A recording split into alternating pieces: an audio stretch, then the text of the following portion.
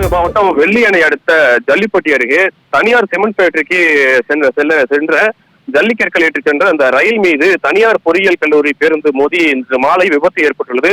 இந்த விபத்தில் அந்த தனியார் கல்லூரி பேருந்தில் பயணித்த 20க்கும் மேற்பட்ட மாணவர்கள் படுகாயமடைந்த நிலையில் ஓட்டுநர் உட்பட 20க்கும் மேற்பட்டோர் படுகாயமடைந்து தற்போது கரூர் அரசு மருத்துவக் கல்லூரி மருத்துவமனையில் ஓட்டுநர் உட்பட 20 மாணவர்களும், கரூரில் உள்ள தனியார் மருத்துவமனையில் 2 மாணவர்கள் என தற்போது 22 பேர் சிகிச்சையில் சேர்க்கப்பட்டுள்ளனர். இதில் 2க்கும் மேற்பட்டோர் தீவிர சிகிச்சை பிரிவில் சேர்க்கப்பட்டு சிகிச்சை அளிக்கப்பட்டு வருகிறது. தற்போது இந்த 20க்கும் மேற்பட்டோர் சிகிச்சை பெற்று வரும் கரூர் அரசு மருத்துவக் கல்லூரி மருத்துவமனைக்கு கரூர் மாவட்ட ஆட்சியர் ரவிக்குமார் உட்பட்ட அதிகாரிகள் மற்றும் கரூர் சட்டமன்ற உறுப்பினர் செந்தில் பாலாஜி, கரூர் எம்பி ஜோதிமணி, தமிழக வெற்றி கழகத்தை சேர்ந்த மாவட்ட செயலாளர் மதியழகன் உட்பட கட்சி நிர்வாகிகள் பலரும் தற்போது இந்த பகுதியில் குவிந்து காயமடைந்தவர்களுக்கு அளிக்கப்பட்டு வரும் சிகிச்சை குறித்து மருத்துவக் குழுவினரிடம் பேசி வருகின்றனர்.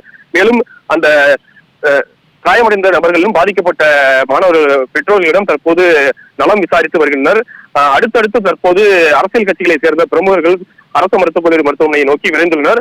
தற்போது அவர்களுக்கு உயர்தர சிகிச்சை அளிக்க மாவட்ட ஆட்சியர் மற்றும் அதிகாரிகள் அவர்கள் மருத்துவக் கல்லூரிகளுக்கு அறிவுரை வழங்கியுள்ளனர்.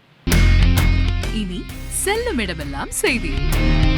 தந்தி டிவியின் வாட்ஸ்அப் சேனலை ஃபாலோ பண்ணினா செல்ல இருக்கும் இடமெல்லாம் செய்தி. இதோ QR கோட் இப்பவே ஸ்கேன் பண்ணுங்க, ஃபாலோ பண்ணுங்க.